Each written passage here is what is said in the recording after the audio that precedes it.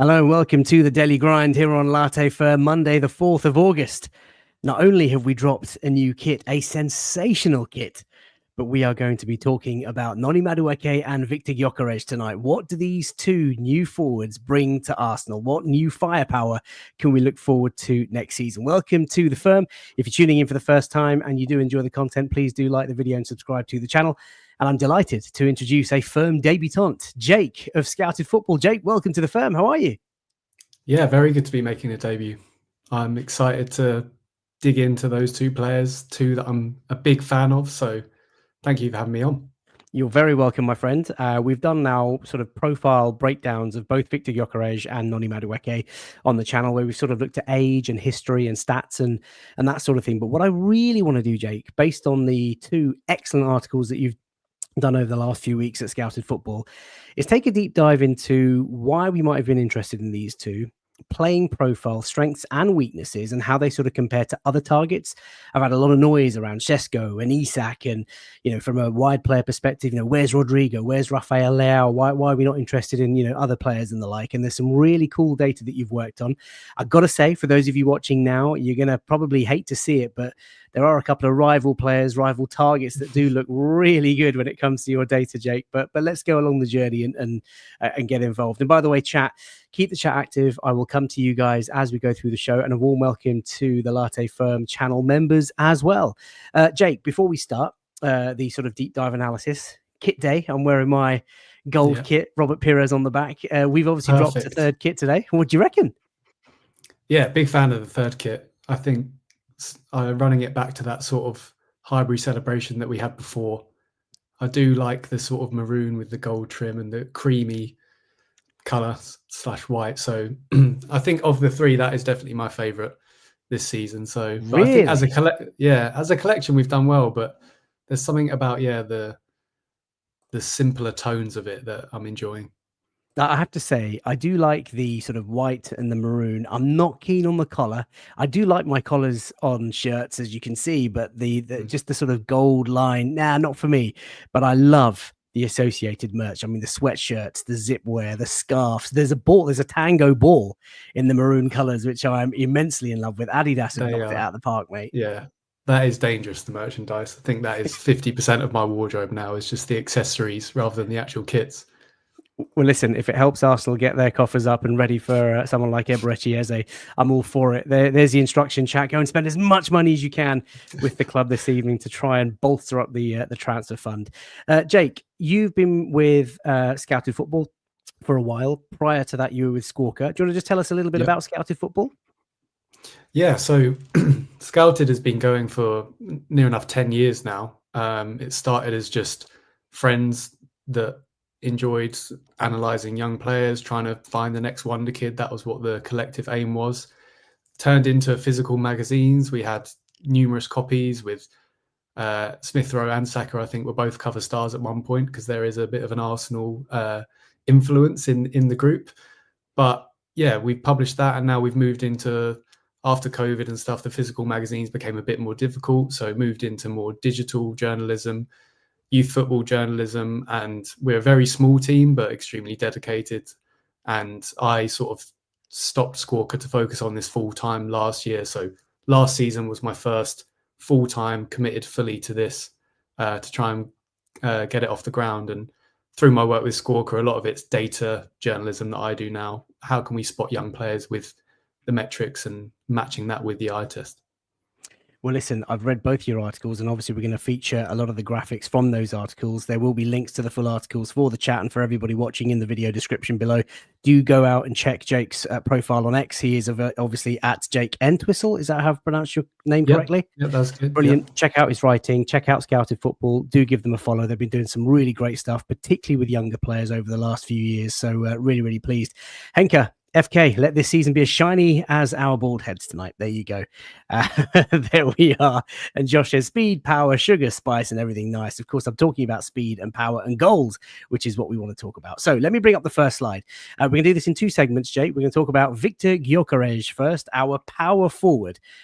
Before we look at the graphs, you did an article called Power Forwards. Tell us about the background to that and why the sort of, I guess, description power. Yeah, so at the start of the season, at Scouted, I do sort of a weekly Monday column that's sort of whatever came through my head at the weekend after watching as much football as possible, write up my thoughts. And from very, very early on, through players spotting in data, I was noticing that we've got this return of everyone being 6'4", but now they're quick, and it's these super soldiers that are up front for all of the big teams and the ones that are breaking through. Funnily enough, like Ekatike was one of the first players that popped up on the radar again. Frankfurt having a 6'4" guy up front, but who was also quick. So that term was developing throughout the season. And then we work with Skill Corner data, who provide tracking data, sort of measuring sprints and types of runs, off ball movement, which isn't available sort of in the public sphere.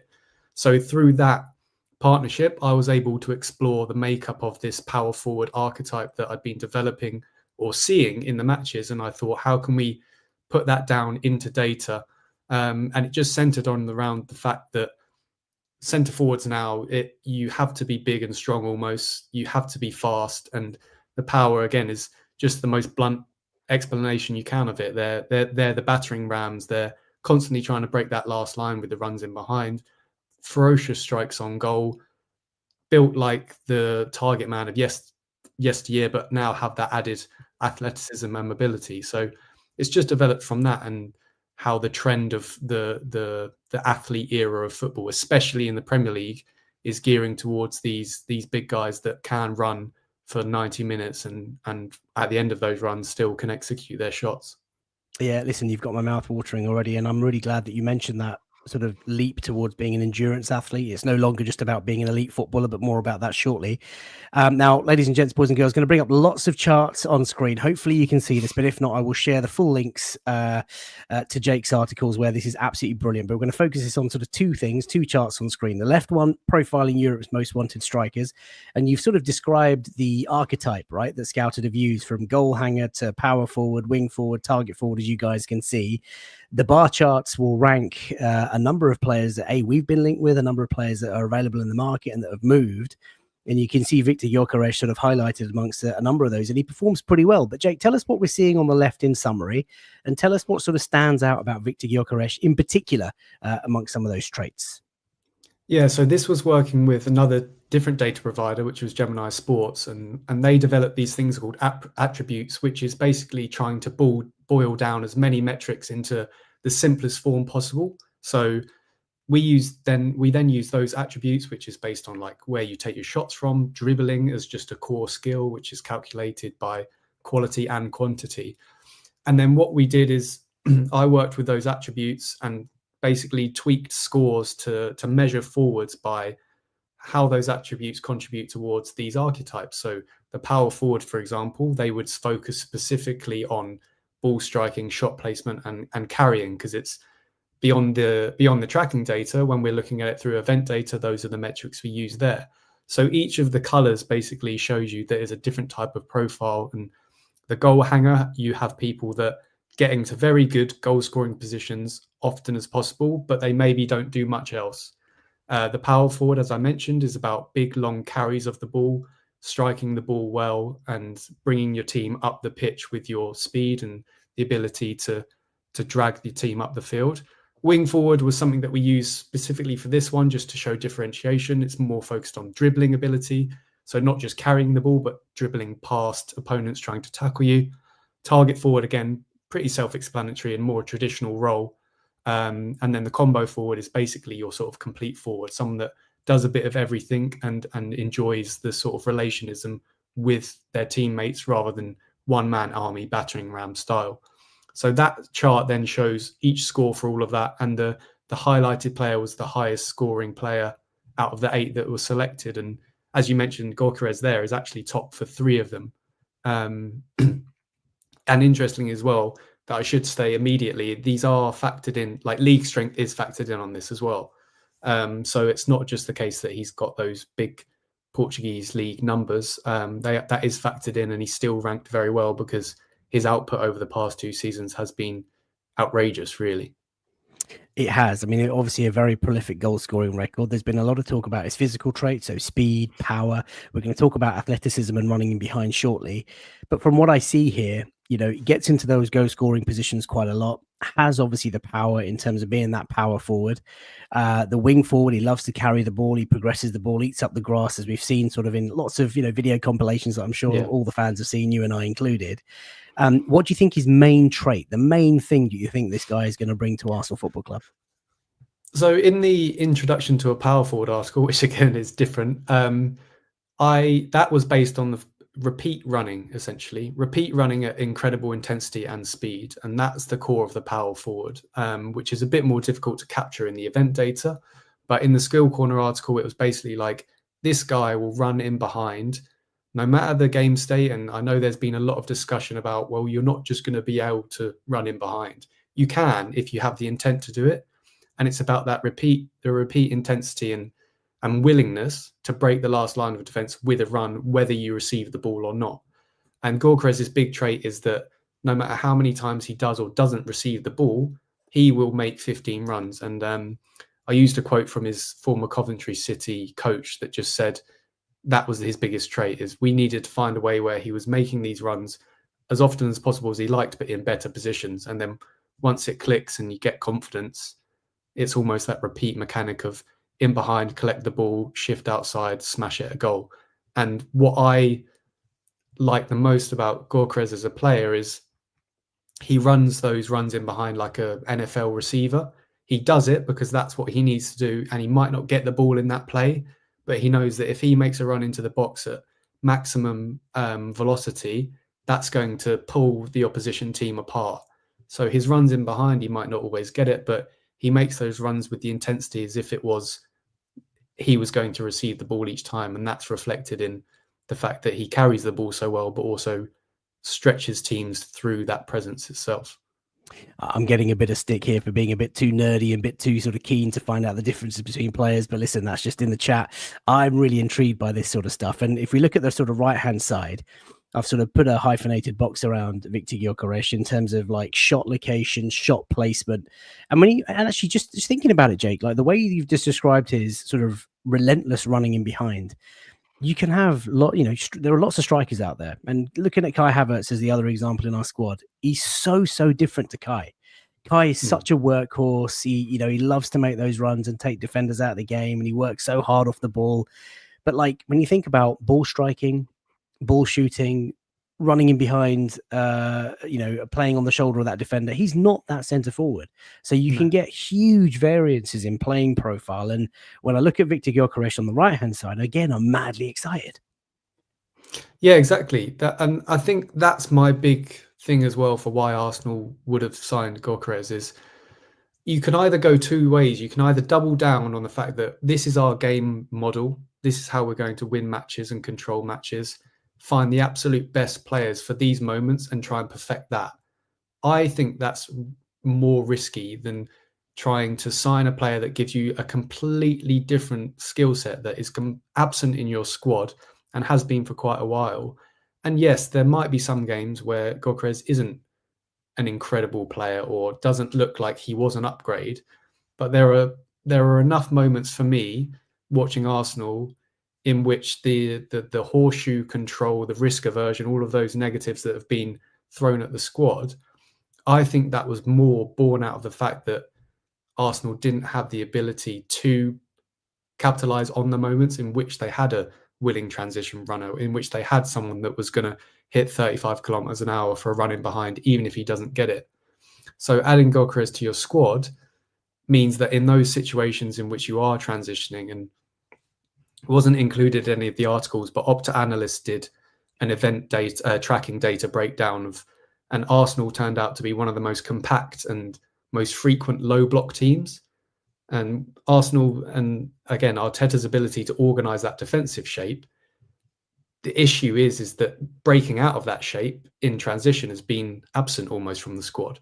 So I think adding Gyökeres and these, there on the graph, the two columns that are brighter in colour are sort of the superpower and the secondary attribute. And Gyökeres' superpower is that ball carrying. So now, if Arsenal do clear the ball, Gabriel, big header out from a corner, if he's positioned even slightly advantageously, we can now trust someone to carry the ball 60 yards at speed and also not be scared to just shoot at the end of it rather than carrying it, worry about giving the ball away. We've got someone now that's got that one-man army approach, the battering ram style, which are sort of the more playful names for that power forward archetype. I love it. Vive Lad says it's a welcome change compared to if we'd signed Benjamin Sesko. Lots of people in the chat talking about how different they are. And T says, evening lads, this feels like a school lesson. I'm locked in. I feel like whipping out the notepad. Well, whipping the notepad out, my friend, and just jot away. I'm here to learn just as much as you guys are, and this has been fascinating so far. Let's move away from those charts and talk about specific traits where Viktor Gyökeres is top of the class, Jake. So from the left-hand side, working your way around clockwise, any standout things that you want to talk about here? Yeah, so I think I know I've mentioned it a lot already, but the carrying is definitely his absolute star superpower. And I think all the players that were profiled as a power forward, he ranked highest for carrying. I think it was only people like Mbappe and Vinicius who, again, those wide forwards, and they rely solely on their dribbling to cause threat. Gyökeres to be that high, and again, you can see it there. He's on 91. Isak is obviously next, and Isak is a fantastic player. To be that far ahead with the league adjustments, it's actually decayed over 3 seasons as well. So this will places more emphasis on the most recent season, but it's not just capturing the last 30 days. This is something that's at least trying to get a flavour of what they are able to do at the moment, or have done for at least 2 seasons. Mm-hmm. So for him to be that far ahead of all of those players that are wanted is a huge plus. And then again, the dribbling ability and the way that dribbling attribute score is calculated is 1 bar you've got quality, which is like dribble success rate basically, and other factors, and the other is just quantity. So how many dribbles do you attempt? So the fact that he ranks high means that not only does he attempt a lot, he's successful in that. And again, ability to beat players 1v1 is something that Arsenal fans may not agree with me, but I think we've lacked that ability to give it to someone and trust them to beat a player apart from Saka. And even Saka, when, again, pure stat stuff, and again, I might be leaning too hard into my numbers and that's what I enjoy looking at, but he's actually never profiled as an amazing dribbler, nor has Salah. So again, I'll just use that comparison to say they're not actually dribblers in the sense that they repeatedly beat challenges. They are the carriers. So Saka, again, in the winger one we might see later, is number 1 for carrying. So the fact that Gyökeres also does have the dribbling is a huge benefit, and that's why he then profiles as the best wing forward, because that focuses a lot on that dribbling. And again, even Isak, who's got the silky smooth dribbling that is one of the reasons everyone was so sort of infatuated by him as a player. Again, numbers are one thing, but the fact that Gyökeres is close to him and better, I think, is maybe Gyökeres is big boy, and I don't think that has painted him in the light of someone that can beat a player as well as just running behind as well. Lots of people very excited about the data and Viktor Gyökeres' playing style, but Piotr, hopefully I've not butchered your name. I don't know, Jake, if you can pronounce that better. He says Gyökeres, or she says, Gyökeres' success in this club is on Arteta's shoulders. The game plan needs to be modified. We've covered that on this channel a couple of times during the daily grinds. We've had Pythag in Boots come and talk to us about what Arteta needs to do to kind of tweak the system to get the best out of Gyökeres in transition. Are there any concerns that you've got, Jake, before we move on to Noni Madueke, about Viktor Gyökeres and how he might sort of acclimatise as he looks to make his debut in a friendly, albeit this Wednesday at the Emirates? Yeah, so I think I want to preface it with something that I saw in an Athletic article that focused on the fact that there's a lot of discussion now on weaknesses of players. And what I would say is Gyökeres has got very clear strengths, and I'm not expecting him to be dropping deep, flicking it around the corner, holding off players. He's very vertical in how he plays. So if we're expecting him, and if we drag him into unlocking play and wanting him to drop turn players like Gabriel Jesus, he's not Gabriel Jesus. So I'm not concerned by it, because I hope that they know that as well as the club, and they realise that we want him to do what he's good at. But I'm concerned of the reaction when he obviously isn't as clean in those build-up phases as people are used to, and then you start getting the negative reaction to it. But So again, I'm trying to be an optimist about everything, and I try and look at the strengths in every player, and I think that's useful for profiling. Is everyone has weaknesses, but if their strength is so strong that it outplays that and you can cover it elsewhere, that's really important to me. So yeah, the concerns about his play style is he good back to goal? Can he absorb contact, lay it off, spin round, or is he very straight line and needs large distances to be effective? But I personally don't see that as a huge weakness, but I'm aware that is the concern. I can't wait to see. I think he's going to feast. So many people in the chat, very, very excited. You talked about the move away from just being an elite footballer these days. You know, you have to be an athlete. This is a chart, again, from your article about the increasing intensity that we've seen in the Premier League over the last few years. Do you want to explain what's going on here? Yeah, so when this was first published, there was two reactions to it. Obviously, they don't move. This peak sprint velocity, for example, is a skill corner metric that measures how often a player can reach their top speed, basically. Obviously, it doesn't move up that much in terms of if you see numbers, but we can tell you from looking at this data a lot that that is a big difference. And then across the bottom is high intensity actions, which is above a 20 km/h threshold that they have. And essentially, this maps the Premier League in general, the average Premier League player. And from the past 8 seasons, as you can pretty much see, apart from the odd COVID outlier, there's been a straight positive sort of correlation towards the more intense and quicker that every player has got. And that's where we started to discuss why these players like Gyökeres are becoming valuable, is because the league is leaning towards high intensity actions at fast pace. And John Byrne Murdoch from the Financial Times recently did a big data study on, is everyone playing more minutes and covering more distance? And he found out that footballers were covering the same distance.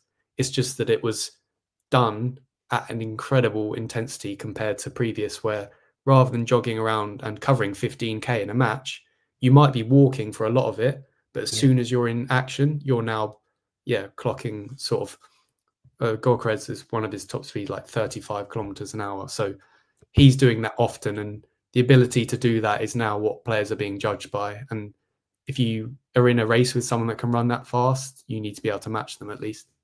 And the last thing on Viktor Gyökeres, just talking about that intensity, this is a chart that's been very, very widely shared on socials, showing in the repetitiveness of runs in behind per match with the velocity that you're talking about. And just look where Viktor Gyökeres is sort of there. And for those of you watching on your small screens, if you're watching on handheld devices, just go to the top right corner. You can see our main man there. What do you make of this, Jake?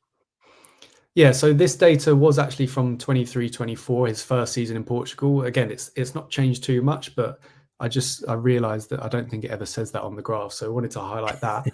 He's continued in that vein, I can assure you. But yeah, this basically just plots who runs. Again, it's just a style. So just because you're not in behind a lot doesn't mean you're bad, but it just shows the sort of slight correlation with players that run in behind. If you're quick, those in behind runs become more threatening, easier to target. Yeah, so sitting in the top right of that graph just shows someone that knows exactly what their strengths are. And this is the point I was making, is he knows that he can cause the most damage by threatening that space in behind a team. And it doesn't matter how high the line is. If you try and break that at that speed, it's going to disrupt lines and give space for others, if not himself. So yeah, that's why he's the poster boy of that power forward archetype, is because he just embodies everything that you'd want from that style of player. And the more we talk about it, the more we reflect on data, and these are hard data, the more I think he's the most opposite you can get to Kai Havertz.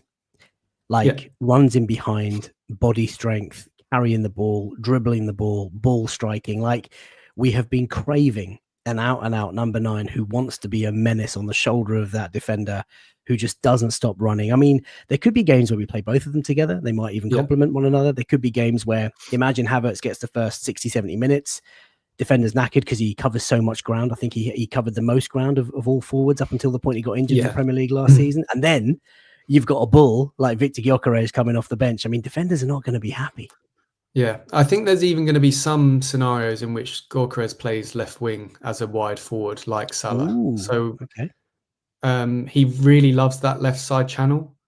again, we're hoping that you've got that return of Thierry Henry drifting to that channel and bending stuff in. I'm not sure he's quite the same player, but from watching him and sort of doing analysis, and again the doubts and the concerns with Martinelli's form, I think in some situations platforming him from the left, again, it's not going to be common, but I think we could see some games in which we want to have Rice, Ødegaard, and Zubimendi in the midfield.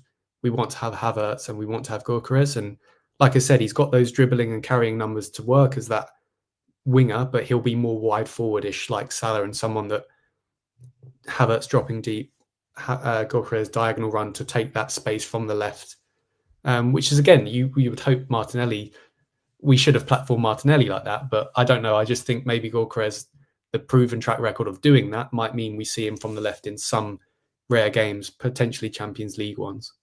Yeah, I also think that Viktor Gyökeres, with his sort of body frame and size and strength, is very different also to Gabby Martinelli. I think Martinelli tries to take on players and he's sometimes muscled out too easily. Victor doesn't strike me as someone who's going to go down that easily. Let's move on to Noni Madueke. Lots of people talking about him. Now, obviously, this came, if you cast your minds back, as a bit of a surprise, right, Jake? You know, there was us thinking about Rodrigo and dreaming about potentially Eze, and that might still happen. But Noni Madueke, out of the blue, moved along quite quickly. The Ornstein bomber, Fabrizio Romano confirming. And we've got our man, which is great. He's been on holiday. He's going to join up with the camp reportedly today. I think he might have been at training. I've not seen any sort of photos on socials, but I've been at work all day. So we're going to, again, go through the sort of same charts. But when this signing happened, how did it strike you? Because I imagine you'd probably not looked into the data by that point, or had you? Oh, I've really liked Madueke for a long time. So I was excited just because my constant sort of very not well-developed side project that I've always had is like the Saka backup depth pool. Like who could we ever sign for that? And when Madueke was at PSV, he was in that. And then as soon as he went to Chelsea, I gave up on that dream. I didn't think he'd ever move, or I didn't think we'd ever get him until he was 34 or something like that. So I was gutted when they signed him. And then when I saw the links, I knew that it would be a hard sell, but I personally am a really big fan. And again, in the column that I mentioned, he featured a lot towards the beginning of the season. His relationship with Palmer was incredible to watch. He gets shots. And again, if we're thinking of things that Arsenal players don't do, we don't have the fearless shooters that are just going to have attempts and not be worried about the outcome. And again, you never know whether that's because that's filtered down from Arteta, that he wants to find that perfect shot. But we've got someone that's very single-minded in their approach, and that his approach is get the ball into the box, whether it's by him running in there himself or passing it in there and getting a shot away. So I'm actually really excited by the addition. And again, I wasn't looking at his numbers expecting him to join Arsenal, but he's always popped up on a lot of charts when I look at that stuff. So I was excited. Well, listen, if there's any Liverpool fans watching in the chat, you will be very, very pleasantly impressed by Florian Wirtz, because when I was looking at all these data and all these charts, Jake, he stands out like a tremendous player. But we're not here to rave about him. We are here to look at Madueke. And I've got to be honest, when I looked at the data, and I brought up obviously physical attribute scores and pressing attributes on this one, and then we look at sort of shots and dribbling on the next slide, he doesn't perform that well. Like when I look at the data, I think at the cold hard data based on what you see on screen and other things, I don't think to myself, wow, this guy is a must have, and like 55, 60 million, whatever it's going to be, like really worth spending the money on this kid. So what's your sort of overall summary, and talk us through, you know, the physical and pressing attributes which don't bode so well, and then on the next slide we'll talk about his sort of dribbling and shots. Yeah, so I'm excited by him, but I'm fully aware he's not the elite option and he's not one of the best wingers. The 8 that are picked here are some of the best. So if he looks bad to this, you've got to remember that there's 4,000 other players in this pool. So this isn't like the best 8 in the pool, but it's important to remember that he's being compared against some of the best here. And Wirtz, as you mentioned, he's not just the best on these charts. If you go through his top 3 with Yamal and Rafinha, and he's one of the best there. So him being far away is because that's why Liverpool spent 135 million on Verts, which is almost 3 times as much. So, yeah, the physical attribute score. Well, Madueke actually performs. Again, he's only just behind Diaz, and whether that's a Premier League bias, because obviously the chart that you just mentioned reflects that.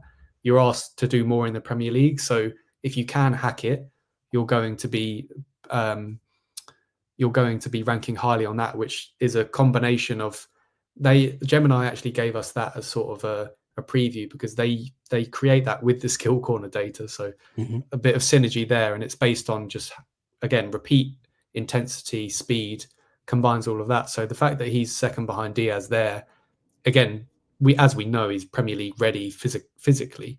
And then the pressing attribute, again, that's uses StatsBomb data, which looks at the amount of pressures they do and how successful they are when they press. So again, like you said, Verts really high up, really good for Liverpool. The fact that Diaz is there, Rodrigo and Nico Williams, players that Arsenal have been linked with, didn't quite go over. Madueke there is much lower down, but even then, it's not Rafael Leao levels of, okay, this guy maybe doesn't press. And I spoke about Leao in that article, saying that I think he's still worth it because of how good his strengths are, like similar to what I said to Gyökeres. But yeah, Madueke's pressing. What I do like is that he has said that himself, that he knows that his defensive application will need to improve to reach the highest level possible. But yeah, that's something that maybe needs to be coached into him. But you've got to remember that he's then coming to an Arsenal team in which you would say that, again, maybe not a press in the sense of high pressing, gegenpressing, which has come synonymous with, but our ability to organise that front line, Saka and Martinelli's, it's the reasons why they're in the squad is because they do that bit so well. So we'll see if he trades off that. And as you can see, as you've just flicked up, Madueke compared to Saka pressing wise is no way near, but compared to a target like Mbeumo, who has gone to Manchester United for, again, I pose the question as this is why they went for him instead of Mbeumo. Maybe they did want Mbeumo anyway, but he's more expensive. Like you said, is 55 million seems like a lot, but then you realise that gets you an average quote unquote winger now, especially for the Premier League. So again, what I would focus on is that carrying thing. You can see the big blue bar that goes right to the end. In Bukayo Saka, we've got the best or in the world at that ability to drag the team forward. When he doesn't play, we've rarely got anyone that can do it. So signing Madueke means that we either have that in case Saka's injured, or we can do it from both wings now. Whereas Mbeumo is good at it, but it's not a superpower level like Saka.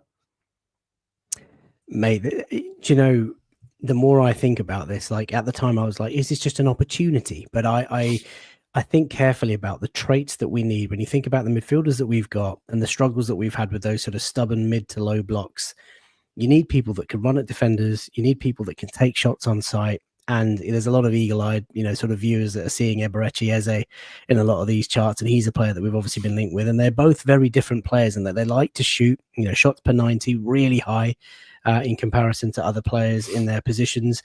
And Madueke is just an interesting one. Obviously he's played at right wing for Chelsea, one or two sort of appearances that Arsenal fans have made wild compilations of on the socials. Where do you think he might play? You talk about sort of Saka, but if Saka's fit and firing, could he be the answer on that left-hand side? I know you just mentioned a short moment ago Viktor Gyökeres could be used as a left wide forward, but is this the guy? Is this going to be the Rafinha sort of the modern era, maybe the transformation from right to left? Well, yeah, that's the thing is, I personally, when I watched him at Chelsea, I could never see why they moved him away from the right, because he was so effective there. And they didn't, I know they had Palmer, but they played Palmer as the 10. So with Arsenal, it's different immediately because you can't not, Saka's always going to play. He's our best player. I think Madueke allows us to actually replace Saka when he has been kicked for 65 minutes and not be scared to change a player now. And again, I think Arsenal fans are very scared of having depth and rotation because you feel like your best player should play. But on that left-hand side, I think it's been discussed a lot, but if he holds the width really wide on the left, he actually enables Lewis Skelly and Rice and or Calafiori to be the ones in that half space to move forward. And because he's more direct, or even more direct than Martinelli, and it will be on his strong side, orthodox side, going to byline, crossing that way, I feel like the left could work in Arsenal's system. And again, not because I necessarily think he'll be really good on the left, but I think that his positioning will allow players that are good in the areas that they're already drifting into to look even better. Whereas obviously when Martinelli receives the ball, he does try and attack the outside, but it's almost like everyone knows that it's not going to be the most optimal route and they'd rather him go down there. Whereas now if you've got a left footer that is very good 1v1 going out wide and dribbling across the line, then it does actually pull teams apart. And I think that's a sort of phrase I've used when describing both of them is we've struggled with the low mid blocks and compact teams. So having players that if Madueke's stretching people out left, if Saka's stretching them out right, and if Gyökeres is pulling them towards their own goal, all of a sudden that low block and that compact block becomes slightly disrupted.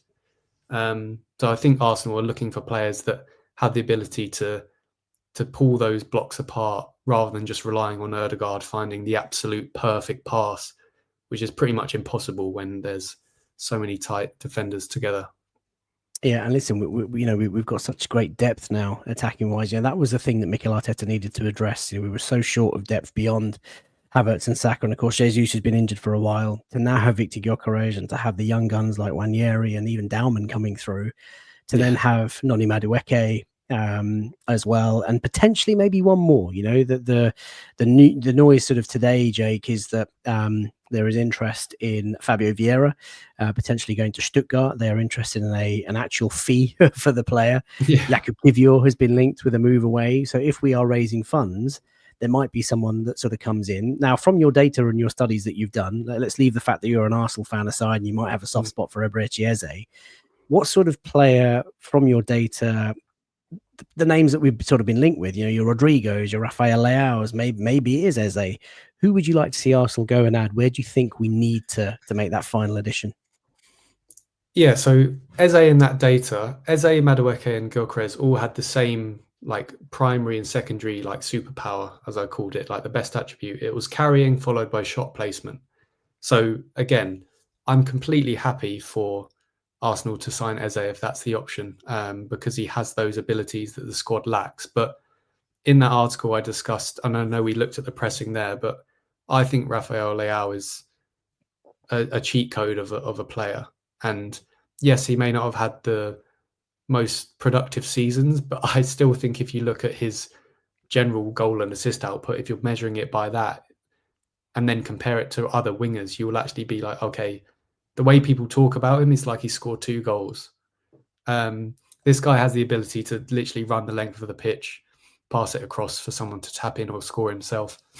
So I understand the perception that maybe he's not going to apply himself out of possession, and there's the obsession with making sure that when we don't have the ball, everyone's still working. But like you see with Salah, he does work and he does his role out of possession. But if you've got players that just have absolute, like game breaker is the term that everyone uses, if you've got someone that can run through 5 players and still keep it under control and have the composure to finish or pass, then the fact that he's also 25, the fact that I don't think he would be 140 million euros, I think it would be very close to that as a fee. He, for me, is the one that I know there's reservations, but I love what he does well. And I think what he does well is so good that it would cover the weaknesses that he might have. It's worth the punt. Social Joint says that as well. Jay, look, that's been fascinating as always. Making these shows is a real joy. There are hundreds of you watching live on YouTube right now. Please do drop a like on the video if you've enjoyed the content, and if you're new, subscribe to the channel. I will share links to both articles that Jake has written for both my personal Twitter handle and Latte Firm later tonight, so do check out his articles. Get over to Jake's profile on X at Jake and Twistle. Give him a follow. And Jake, you're obviously an Arsenal fan, so it'd be great to have you on at some point during the season to give your thoughts on whatever fixtures we played or whatever expectations you have for the season. Viewers in the chat, a couple of questions for you. Donald says, FK, can you have the Latte Firm League ready for fantasy football soon? That's right, we'll be doing it for a 3rd season running, where the winner of the league at the end of the year will win a shirt of his or her choice. I'll release the code at some point, maybe this Friday's Late Night Lounge, so get your teams ready. In terms of content that's coming up, got Adrian Clark joining tomorrow night. We're going to talk about Eze and the impact that he might have at Arsenal, and start talking about Adrian's sort of expectations for the season ahead. What would be success for Arsenal? What would be his bare minimum expectations of Mikel Arteta and the gang? And what is his reflections of Andrea Berta?